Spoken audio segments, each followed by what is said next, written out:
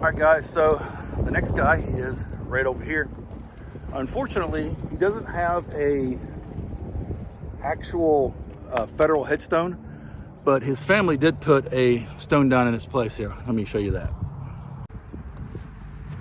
So that was where his headstone would be. It would look something like one of these two. And I'm sure that it probably fell over and couldn't read it anymore and all that. But this stone says, Joseph Davison, son of Andrew, married to Mary Burns, a cousin of Robert Burns, the poet, in 1773. They settled on 400 acres of Simpson Creek, the present site of Bridgeport, which is where we are now, Bridgeport. Joseph lived on the land and at the age of 22 volunteered in the Continental Army. He spent the dreadful winter of 1777 to 1778 at Valley Forge under the command of George Washington. Back home, he was an assessor of public lands and a justice of the peace prior to 1800. In 1811, he was High Sheriff of Harrison County, Virginia, which is where we're at now. We're in Harrison County. Of course, now it's West Virginia, but we're in Harrison County, what back then would have been Virginia. Continental Army, you better believe it. Yes, sir, yes, sir. Oops, there's a stone. Park it out here just a little further. Oops, there's a stone there too, a little further. Yeah, we can do it here.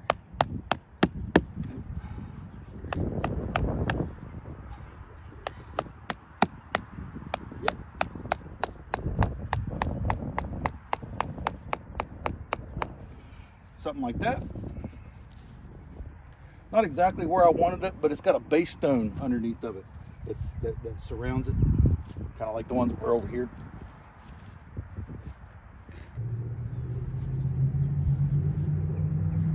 All right, so there we are. Again, here's the flag. There's a tie wrap with the tag. Stands up nice and tall, and there it is. I can't do anything to this stone because it's privately owned. If it was a federal stone, I'd go ahead and clean it, but since it's not, there's nothing I can do without express permission from the owner of the stone, which is the family. I'm not in contact with them, so I can't do much, but I can put a flag on it. So there they are. All right, so to continue on, we're going straight up to this stone right here in front of us. Now this is his original stone. This is John J. Waldo. How do I know that? Because it's not from reading this stone, because I can't read it. It's so full of grime and junk. But I can on this stone here. Again, a federal stone. John J. Waldo, or I believe it's Waldo. Private New York troops. Revolutionary War 1814, I believe is what it says. We're going to give it a good scrub down though, and maybe we can read it just a little bit better afterwards. All right, guys, so this is kind of the same process over and over again. I've got my plastic trowel. I'm going to go ahead and remove some of the landscape, some of the grass and dirt from around it. Maybe leave a trencher under it, and then wet it down for about 10-15 minutes.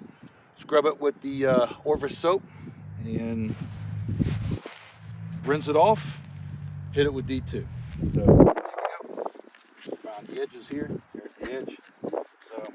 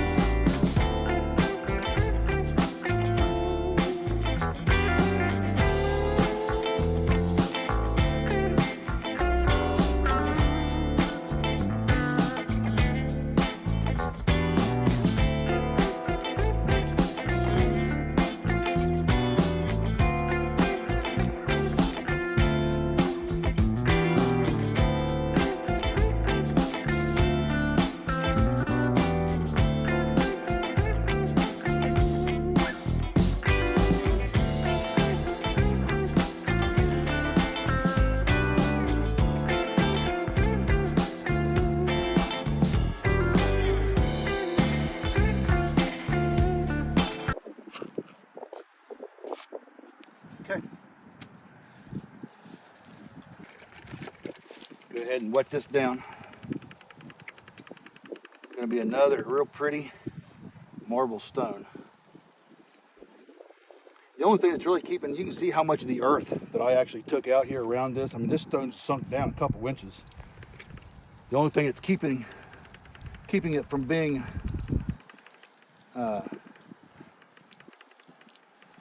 overtaken by the ground is the fact that when they mow, they take their trimmer and go around, and the trimmer is actually working the stuff off the stone. So we don't want the trimmer to actually hit the stone, so we want to get it away from it. What really needs to happen here is this stone be taken up and redone. Have fill put back underneath of it and have it raised up to where it's an inch above the soil. And maybe we'll get into that after Memorial Day, but for right now, we just want to get them clean. Try and get some of the mud off of it.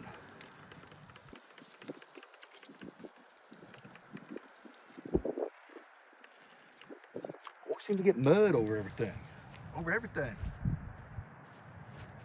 Again, you know, you let these things sit for a little while and they just get really, really ugly.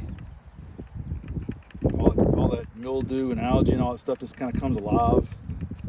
Yuck. So, new bucket of water and Orvis soap. Go ahead and get this.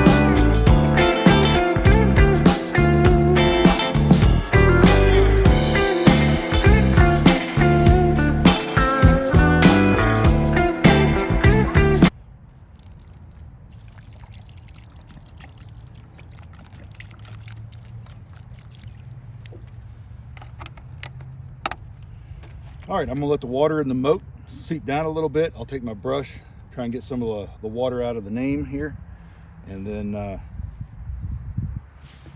we'll do it. Well guys, I'm starting to lose my light a little bit, so I'm gonna go ahead and see if we can't brush this off just a little bit. Get rid of some of this water that's down inside these characters here and across. I just want the stone wet. I don't really want it sopping wet. Something like that. That's a lot nicer now, don't you think? John Waldo, private, New York troops, Revolutionary War, 1814. I can read it a lot better. A little bit of D2 solution.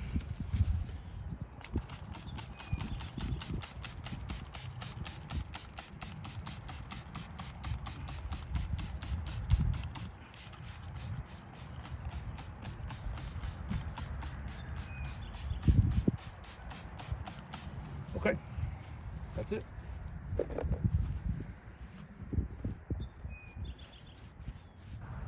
So guys, as always, schedule a 40 pipe, 1/2 inch thick, get them in 10-foot sections, cut them to 15 inches.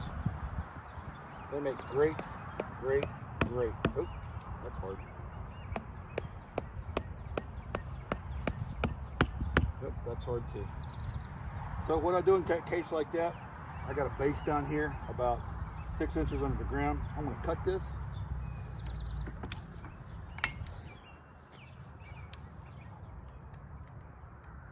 since I can't get it down as far as I want.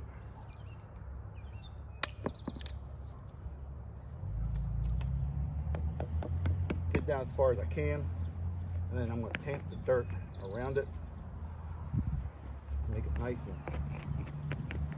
tight. If I have to, I'll get some more dirt put around it.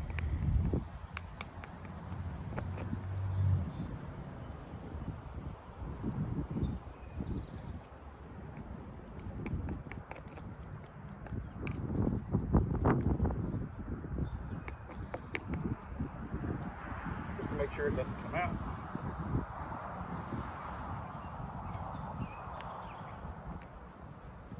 There we go. Take the flag. And I roll these flags up, that's why sometimes they come out and they're loopers.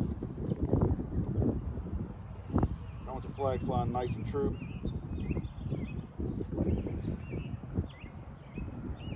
Standard gray flag, 24-inch shaft with a knob on top, 8x12 flag. Cut a tie wrap, leave an inch tag. Stick it in the stone, just like so. There it is.